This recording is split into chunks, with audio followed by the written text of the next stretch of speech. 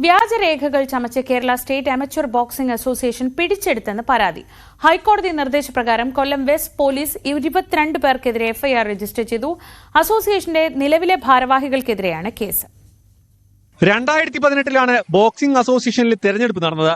അതിനുശേഷം audit report സമർപ്പിക്കാത്തതിനെ തുടർന്ന് അസോസിയേഷനെ സംസ്ഥാന സ്പോർട്സ് കൌൺസിൽ സസ്പെൻഡ് ചെയ്തു. ജനറൽ സെക്രട്ടറി ആയിരുന്ന ഡോക്ടർ CB റെജി രോഗബാധിതനായതിനെ തുടർന്നാണ് കണക്ക് ഹാജരാക്കാൻ കഴിയാത്തതെന്നാണ് പരാതിക്കാർ പറയുന്നത്.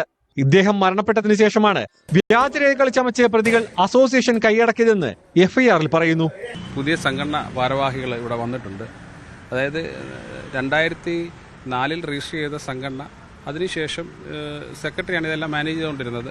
പക്ഷേ ഇതിൻ്റെ വർഷാവർഷം കണക്കുകൾ കൊടുക്കുകയോ കാര്യങ്ങളൊന്നും അല്ല, ഈ രജിസ്ട്രേഷൻ റിന്യൂ ചെയ്യാനുള്ള പ്രോസസ്സ് നടന്നിട്ടില്ലായിരുന്നു.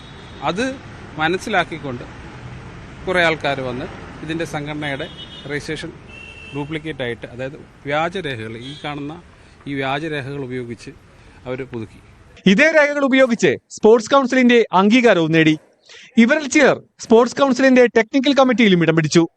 അവരുടെ നേതൃത്വത്തിലാണ് ഈ മാസം 12-നും 13-നും നാഷണൽ ബോക്സിംഗ് ചാമ്പ്യൻഷിപ്പ് സംഘടിപ്പിക്കുന്നത്.